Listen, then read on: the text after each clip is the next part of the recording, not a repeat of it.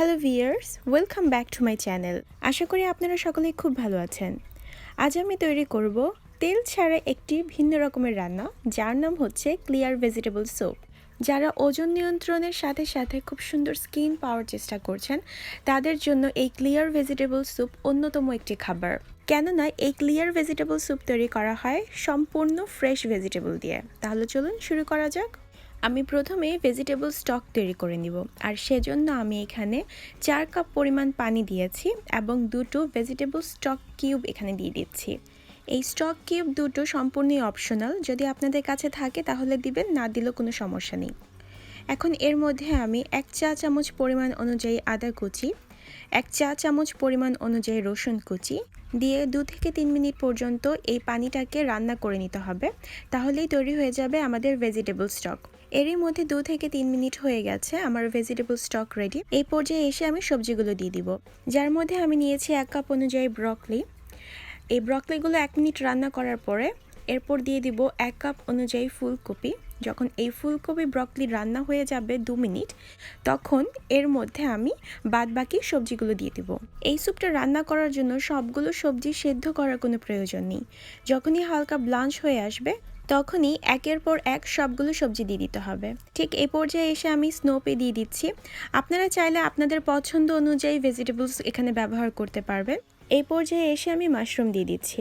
যখন মাশরুম দিয়ে দেওয়া হয়ে যাবে এর মধ্যে, তখন একটু ভালো করে নাড়িয়ে নিতে হবে। এরপর বাদবাকি সবজিগুলো দিয়ে দিতে হবে। যেহেতু এটা ক্লিয়ার ভেজিটেবল স্যুপ, এই ভেজিটেবল স্যুপে আপনারা যে কোনো ধরনের সবজি ব্যবহার করতে পারবেন এবং যত খুশি তত। ঠিক এই পর্যায়ে এসে আমি আরও কিছু সবজি অ্যাড করব, যার মধ্যে আমি নিয়েছি অ্যাসপারাগাস, কুচি করা স্যালারি। এই স্যালারিটা এখানে খুব সুন্দর ফ্লেভারের কাজ করবে। আরও নিয়েছি স্লাইস করা গাজর এবং কিছু বেবি কর্নকে আমি খুব ভালো করে স্লাইস করে কুচি কুচি করে কেটে নিয়েছি। সেগুলো দিয়ে দিব এই স্যুপ তৈরিতে। যাই হোক, সবগুলো সবজি যখন খুব ভালো করে একসাথে 1 থেকে 1.5 মিনিট পর্যন্ত রান্না হয়ে যাবে, ঠিক ওই পর্যায়ে এসে আমি এর মধ্যে বাঁধাকপি দিয়ে দিব।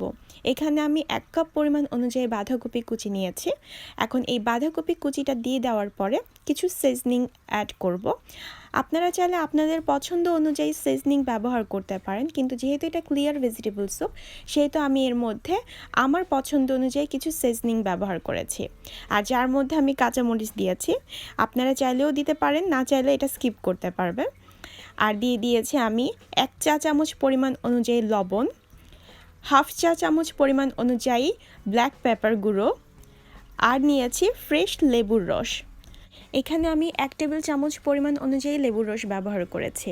কিন্তু আপনারা যখন রান্না করবেন, আপনাদের সবজির কোয়ান্টিটি এবং আপনাদের টেস্ট অনুযায়ী আপনারা কিন্তু সেই অনুপাতে সিজনিংগুলো অ্যাড করবেন।